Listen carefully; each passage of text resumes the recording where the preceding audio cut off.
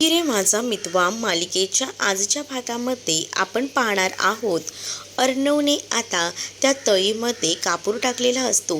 तर तो कापूर जो आहे तो खूपच पेट घेऊ लागतो आणि त्याचा चटका अर्णवच्या हाताला लागतो. अर्णवच्या हाताला चटका लागल्याबरोबर ईश्वरी सावधपणे त्याच्या हातातलं जे ताट असतं ते बाजूला ठेवते आणि अर्णवचा हात आपल्या हातात घेते. त्याच वेळेला सगळ्यांनाच टेन्शन आलेलं असतं की हे सगळं काय झालं. पण आता या सगळ्या गोष्टीचा मोठा इश्यू करायचा हे आधीच या मामीला आणि त्यासोबत इथे असणाऱ्या ह्या लावण्याला माहिती होतं आणि म्हणूनच दोघीही जणी मोठा इश्यू करण्यासाठी तिथे येतात. वल्लरी तर आता म्हणू लागते की हे सगळं अचानक कसं झालं, नक्कीच काहीतरी गडबड आहे. या भाषेतही आता बोललं जात असतं आणि जेव्हा या सगळ्या गोष्टी बोलल्या जातात ना, तेव्हा मात्र आता खरं तर कळतच नसतं की हे सगळं कसं झालं. सगळा आरोप ईश्वरीवर घेतला जातो आणि वल्लरी आता आजींना म्हणत असते की तुम्हाला तर चांगलंच माहिती आहे ना की जे काही होतंय ना ते सगळं काही या ईश्वरीमुळे होत आहे. म्हणजे ही ईश्वरी काय आहे ते आपल्याला माहिती आहे. गुरुजींनी सांगितलेले दोष आणि या सगळ्या गोष्टी विसरायला नकोत, चांगल्याच लक्षात ठेवायला हव्यात असं देखील आता म्हणत असते. आणि ज्या वेळेला आता हे सगळं ती म्हणते ना, तेव्हा मात्र आता चिंटू आपण आताच्या आता हॉस्पिटलमध्ये जाऊया असं आता आजी बोलू लागतात. आजीनं अर्णव म्हणतो की अगं आजी इतकं काही झालेलं नाही आहे हॉस्पिटलमध्ये जाण्यासारखं. सगळ्यांनाच आता अर्णवची काळजी वाटत असते. तर दुसरीकडे मात्र आता आजीला कळत नसतं की हे सगळं पत्रिकेच्या दोषामुळे होतंय का. म्हणजेच आता अर्णवचं आणि त्यासोबत ईश्वरीचं लग्न झालं आहे आणि पत्रिकेमध्ये ईश्वरीचा धोका आहे आणि त्यामुळे हा सगळा प्रसंग उद्भवला आहे असं काहीसं म्हणणं आता वल्लरीचं असतं. पण हे सगळं म्हणणं खोटं ठरवायला तिथं अंजली असते. अंजली म्हणत असते की एवढ्या गोष्टीचा एवढा मोठा इश्यू करायला काही गरज नाही आहे, हे फक्त एक नॉर्मली घडलेलं आहे आणि त्यासाठी पत्रिकेत दोष आहे हे बोलणं तुमचं चुकीचं आहे असं देखील ती आता म्हणू लागते. दुसरीकडे मात्र आता वल्लरी जी आहे ती मात्र डोळ्याने इशारा आता इथे लावण्याला सुद्धा करत असते. मग लावण्याही सुरू व्हायचं बघत असते. दुसरीकडे आता पाहायला मिळतं की राकेश जो आहे तो दारू पित असतो. दारूच्या नशेतच त्याला समजत नसतं की तो काय करतो आहे ते आणि त्यामुळेच आता तो एका वेगळ्या स्तराला जात असतो. त्याच्या हातात त्याचं ग्लास असतं आणि त्याची काच ना त्याच्या हाताला लागलेली असते आणि तेवढ्यातच त्याला समोर असलेला तो ईश्वरीचा फोटो दिसतो. ईश्वरीचा फोटो तो आपल्या हातात घेतो आणि ईश्वरीचा फोटो आपल्या हातात घेत एकटक त्या फोटोकडे पाहत असतो आणि म्हणत असतो की ईश्वरी काही झालं तरी मी तुला दुसऱ्या कोणाचंही होऊ देणार नाही, तू फक्त माझी आहे आणि माझीच राहशील. आणि असं बोलून ना स्वतःच्या हातचं जे रक्त असतं ते तिच्या भांगात भरतो आणि हे सगळं काही त्याचं सुरू असतं. आणि त्याच वेळेला त्याने आता ईश्वरीचा फोटो आपल्या छातीभोवती सुद्धा कवटाळलेला असतो आणि छातीभोवती कवटाळून तो आता म्हणू लागतो की काही झालं ना तरीसुद्धा मी तुला माझ्यापासून लांब करणार नाही, कारण तू फक्त माझी आहेस माझी, मी इतर तुला दुसऱ्या कोणाचाही होऊ देणार नाही असं देखील काहीसं तो आता म्हणत असतो. आणि त्याच वेळेला त्या फोटोकडे एकटक पाहून आता हसू लागतो. जेव्हा तो हे सगळं काही करत असतो ना तेव्हा मात्र आता अगदी त्याला वेड लागले ना असं जाणवत असतं, कारण अगदीच वेड्यासारखा तो हसत असतो. दुसरीकडे पाहायला मिळतं आजी रूममध्ये असतात. आजी ज्या वेळेला रूममध्ये असतात त्यावेळेला अंजली आजीला समजवायला जाते. तर आजी म्हणतात की आज चिंटूच्या बाबतीत झालं ना ते खूपच चुकीचं झालं, मला त्या गोष्टी आवडलेल्या नाहीत आणि हे सगळं ना त्या ईश्वरीमुळे झालेलं आहे. पण आता आजीची समजूत घालायला अंजली तिथे असते.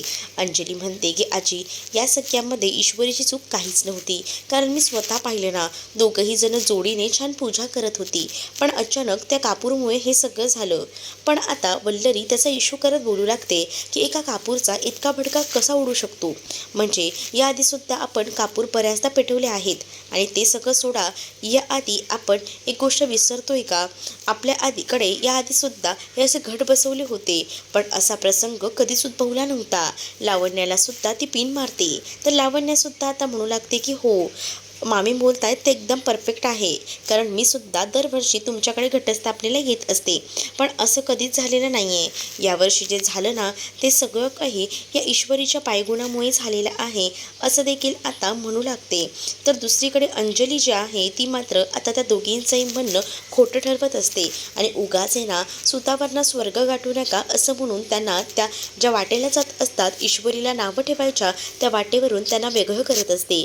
पण थोडी ना आता काही झालं तरीसुद्धा इकडे लावण्या आणि वल्लरी ऐकायला तयार नसतात. त्या सरळ सरळ ह्या सगळ्याचा दोष जो आहे ना तो आता देऊ लागतात, तो म्हणजे ईश्वरीला. लावण्य म्हणत असते की जर आज काही झालं असतं अर्णवला तर काय, म्हणजे 24 तास अर्णवच्या जीवाला धोकाच आहे, तर रोजच अर्णवचा जीव धोक्यात आहे, मग कसं करायचं. मला ना अर्णवची खूपच जास्त काळजी वाटते आणि असं रडून रडून ती दाखवू लागते. आणि हे सगळं बघूनच ना आता आजी त्यासुद्धा टेन्शनमध्ये येतात आणि त्यांना अर्णवची खूप जास्त काळजी वाटू लागते. नाही, या ईश्वरीच्या पत्रिकेत दोष आहे आणि त्यामुळेच हे सगळं झालेलं आहे असं देखील आता आजी ज्या आहेत त्या बोलू लागतात. आणि जेव्हा आजी हे सगळं काही बोलतात तेव्हा अंजली आजींना समजवत असते आणि तुझा काहीतरी गैरसमज होतोय, उगाच चुकीचा अर्थ या सगळ्याचा काढू नको असं देखील आजीला अंजली समजावून बोलू लागते. दुसरीकडे आता बेडरूममध्ये बसलेला अर्णव हा आता ईश्वरीची वाट बघत असतो, कारण त्याला माहिती असतं की ईश्वरी आपल्याला नक्कीच मलम लावायला येईल, कारण ईश्वरीने खालीच त्याला सांगितलेलं असतं की आपण आहे ना ह्याच्यावर छान मलमपट्टी करूया म्हणजे बरं वाटेल. आता ईश्वरी आलेली असते. ईश्वरी जेव्हा येते तेव्हा अर्णव त्या ईश्वरीकडे एकटक पाहत असतो. ईश्वरी आता टेबल वगैरे घेऊन अर्णवच्या बाजूला बसते. मग काय आता अर्णव ईश्वरी बघितल्यावर जोरात ओरडतो, आई ग. त्याबरोबर आता ईश्वरी म्हणते, मी तुमचा फक्त हात धरलाय, त्या जखमेला जिथे लागलंय ना तिथे नाही धरलंय, उगाच आहे ना आरडाओरडा करू नका असं बोलून ती त्याच्या अंगावर ओरडू लागते. दुसरीकडे आता ईश्वरी अर्णवच्या हाताला मलम लावत असते. ज्यावेळेला ईश्वरी अर्णवच्या हाताला मलम लावायला घेते ना तेव्हा मात्र आता ईश्वरी मलम लावत असताना अर्णव म्हणतो की खूपच गारगार वाटत आहे. हे सगळं काही तो मलमला बोलत असतो, म्हणजे जेव्हा मलम लावलं जातं ना तेव्हा त्याला खूप छान वाटत असतं. पण ईश्वरी आता अर्णवकडे एकटक पाहू लागते. त्यावर अर्णव म्हणतो, अगं मी त्या मलमबद्दल बोलतोय, बाकी कशाबद्दल नाही.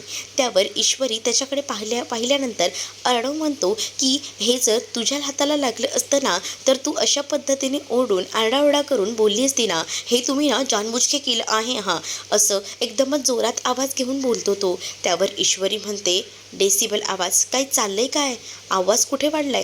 त्यावर अर्णव म्हणतो की काय ना तुझ्यासोबत या रूममध्ये राहून आहे ना तुझ्यासारखंच बोलण्याची ना सवय झाली आहे असं बोलून मुद्दामून ना तिची मजा घेऊ लागतो. त्यावर ईश्वरी आता अर्णवकडे पाहतच राहते.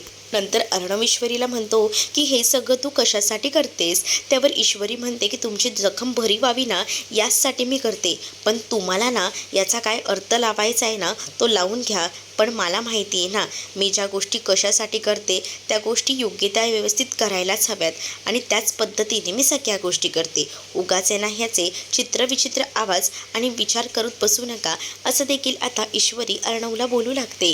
दुसरीकडे आता ईश्वरी अर्णवच्या हाताला जिथे लागलेलं असतं तिथे छान अशी फुंकर मारत असते.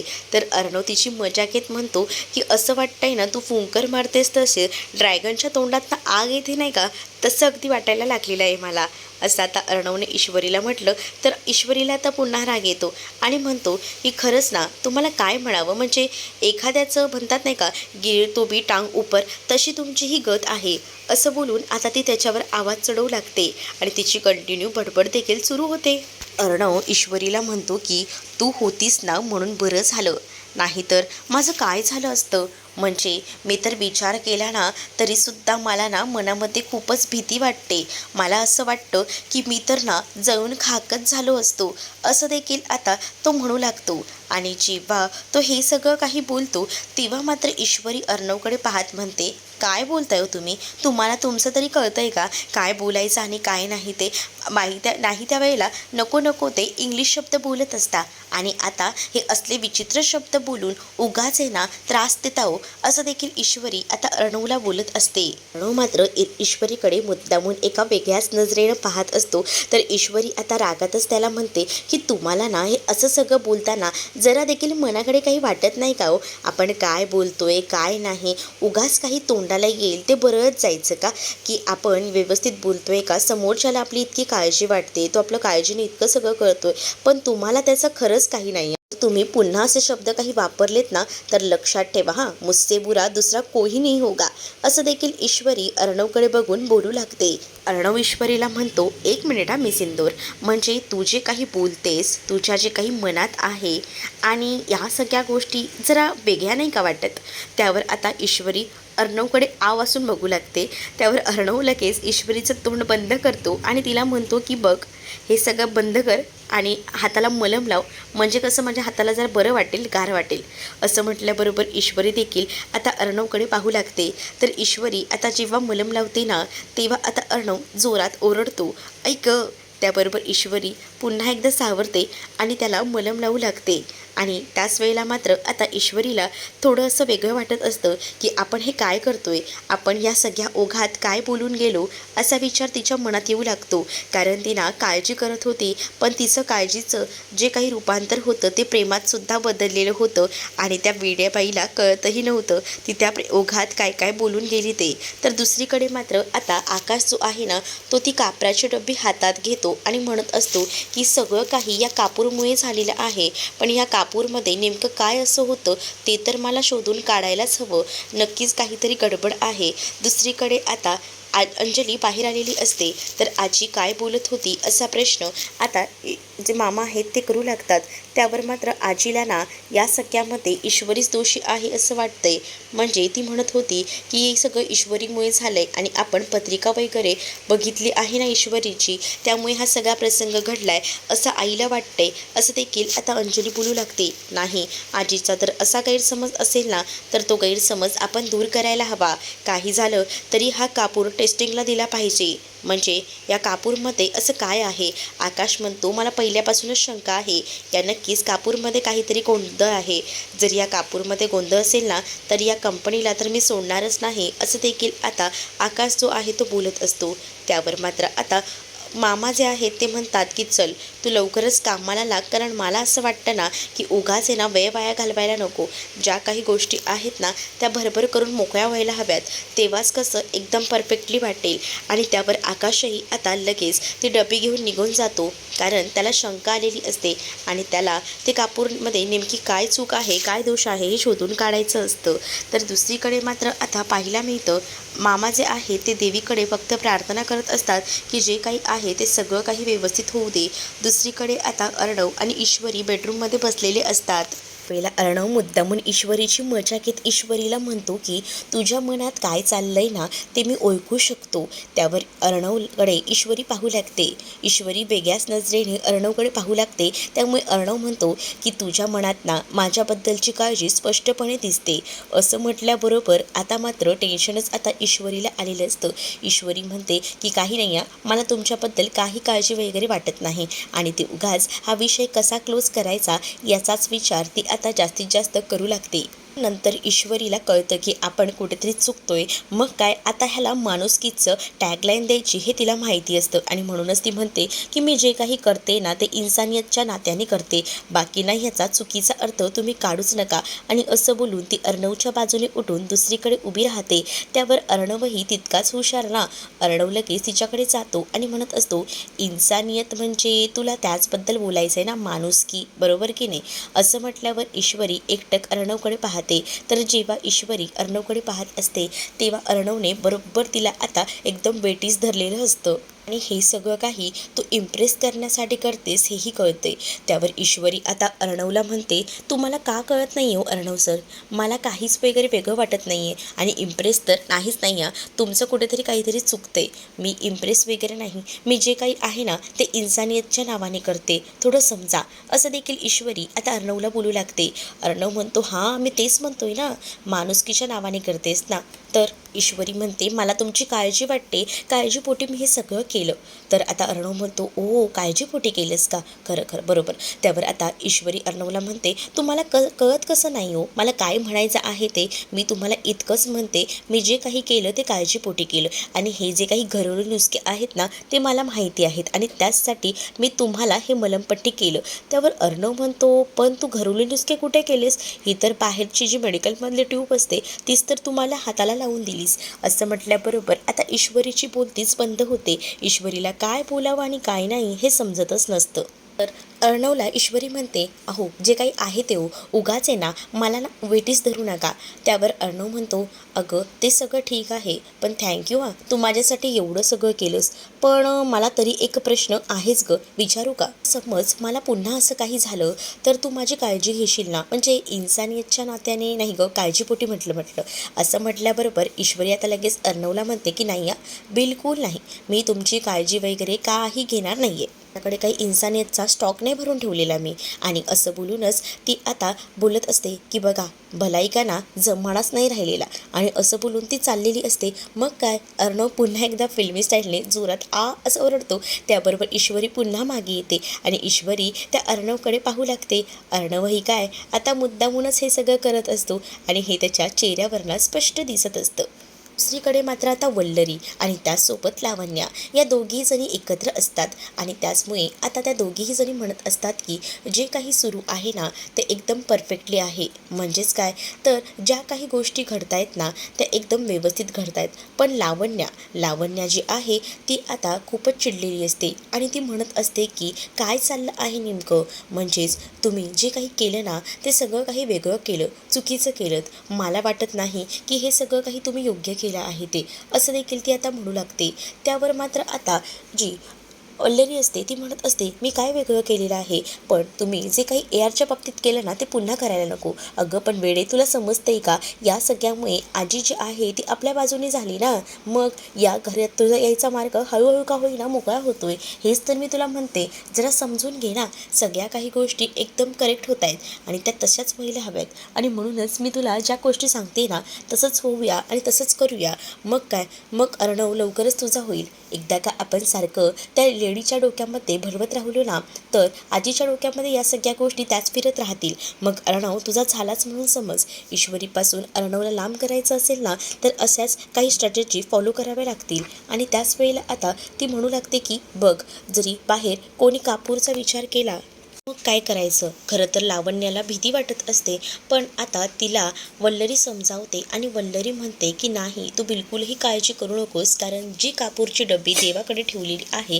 ती डबी तिकडेच आहे आणि इकडे जी आपण यूज केली होती ती डबी बघ इकडे आहे. मग काय, कोणाला काही संशय येणार नाही. सगळ्यांचं हेच म्हणणं असणार की कापूर तर ठीक होता पण जो दोष आहे ना ते या ईश्वरीच्या पत्रिकेत असल्यामुळे अर्णवला हा दोष भोगावा लागत आहे. मग काय, म्हणूनच तर हे सगळं काही अर्णवला सहन करावं लागेल आणि या सगळ्या गोष्टी आपण एकदा का आजीसमोर मांडल्या ना का मग बघ सगळं काही आपल्या बाजूने टर्न आउट होतं की नाही ते बघतच राहा, असं देखील आता ती मुद्दामूनच सांगू लागते. आणि या सगळ्या गोष्टी इथे जी लावण्य आहे तिलासुद्धा पटत असतात आणि लावण्य ह्या सगळ्या गोष्टी ऐकून खूपच जास्त खुश झालेली असते आणि ती म्हणत असते की आता आपण जसं करतोय ना तसंच पुढे देखील करायला हवं, कारण काही झालं तरीसुद्धा मला ना माझ्या अर्णवला गमवायचं नाही आहे. मला माझा अर्णव कोणत्याही परिस्थितीत पुन्हा हवा आहे, बाय हुक अँड बाय कुक असं ती आता म्हणू लागते. आणि असं जेव्हा आता ती म्हणते ना तेव्हा मात्र आता वल्लरीसुद्धा म्हणते की हाच कॉन्फिडन्स आपल्याला लास्टपर्यंत ठेवायचा आहे, कारण आपल्याला अर्णवला जिंकायचं आहे. दुसरीकडे आता अर्णव आणि त्याचसोबत ईश्वरी हे एकमेकांच्या खूपच जास्त आता जवळ आलेले असतात. म्हणजेच काय, अर्णवने ईश्वरीला मुद्दामून आपल्या जवळ घेतलेलं असतं आणि त्याच वेळेला आता तो तिच्याकडे एकटक पाहत आता बोलू लागतो, आज जर तू तिथे नसली असतीस ना तर मला काही झालं असतं, पण आज तू होतीस ना म्हणून माझा जीव वाचलाय, म्हणूनच मला तुला ना थँक्यू म्हणायचं आहे. असं देखील अर्णव ईश्वरीकडे पाहून एकटक बोलू लागतो. त्यावर ईश्वरीसुद्धा आता अर्णवमध्ये हरवून गेलेली असते. वर ईश्वरी अर्णवकडे पाहत असतानाच ती आता अर्णवला म्हणत असते की अशी आरती वगैरे करताना ना जरा स्वतःची काळजी घेत जा. त्यावर अर्णवला ही गोष्ट आवडते की ईश्वरी आपली इतकी काळजी घेते आणि त्यावेळेला ईश्वरी लगेचच तिला कळतं की आपल्याकडनं काहीतरी चूक होते, आपण भावनेच्या भरात बऱ्याच गोष्टी बोलल्या जात आहेत. त्यामुळे आता ईश्वरी अर्णवचा हात सोडते आणि तो तिकडनं ती निघून जाते. जेव्हा ती तिकडनं निघून जाते ना तेव्हा अर्णव मात्र त्या जाणाऱ्या ईश्वरीकडे एकटक पाहत असतो. अर्णव आता मनातल्या मनात म्हणत असतो की निदान हे जेव्हा मला लागलं तेव्हा तुझं माझ्यावरचं प्रेम तरी कळलं, पण आपण किती दिवस असेच भांडत राहणार आहोत. खरंच ईश्वरी तू मला वेळ लावला आहेस, म्हणजेच मी तुझ्या प्रेमात पडलोय, पण तुला कधी कळेल ही गोष्ट आणि आपलं नातं कसं चांगलं व्यवस्थित होईल याचाच मी विचार करतोय आणि कधी हे सगळं काही होईल. आणि तो आता म्हणू लागतो की खरंच ग, मी तुझ्याशिवाय जगू शकत नाही. तुझं काय माहिती नाही, पण माझं मात्र मी तुला सांगतोय स्पष्ट, मी आता तुझ्याशिवाय एकही क्षण राहू शकत नाही, असं देखील अर्णव एकटाच बडबडत असतो. तर पुढील भागामध्ये पाहायला मिळतं अर्णव आणि ईश्वरी एका रूममध्ये असतात. त्याच वेळेला ईश्वरी अर्णवला म्हणते की जे काही होतंय ना ते सगळं काही ना तुमच्यामुळे होतंय. अर्णव म्हणतो हो का, तुला सगळं काही माझ्यामुळेच होतंय असं वाटतंय का, मग जा ना, तुला काय करायचंय ते कर. ईश्वरी म्हणते बघा हा, मग बोलू नका मला. मग अर्णव म्हणतो जा ना, तुला काय करायचंय ते कर, मला ना उगाच ना हे विषय वाढवायचे नाहीत. असं म्हटल्याबरोबर आता अर्णव तर तिकडे निघून जातो, पण ईश्वरी डायरेक्ट रूमच्या बाहेरच निघून जाते. आणि ईश्वरी जेव्हा रूमच्या बाहेर निघून जाते तेव्हा मात्र अर्णव इकडे तिकडे ईश्वरीला शोधत असतो, पण त्याला ईश्वरी कुठेही सापडत नाही. मग काय ईश्वरीला शोधत तो आता अंजलीच्या रूममध्ये सुद्धा गेलेला असतो आणि अंजलीला म्हणत असतो काय तू कोणाला शोधतोयस, कारण अंजलीच्या रूममध्ये ना अर्णव इकडे तिकडे बघत असतो. तर अंजलीला कळतं आणि अंजली विचारते काय रे ईश्वरी कुठे. त्यावर अर्णवला काय बोलावं समजत नाही. आता नेमकी ईश्वरी कुठे गेली असेल, काय करत असेल हे पाहणं इंटरेस्टिंग असणार आहे. तुम्ही जर चॅनलवर नवीन असाल तर चॅनलला सबस्क्राईब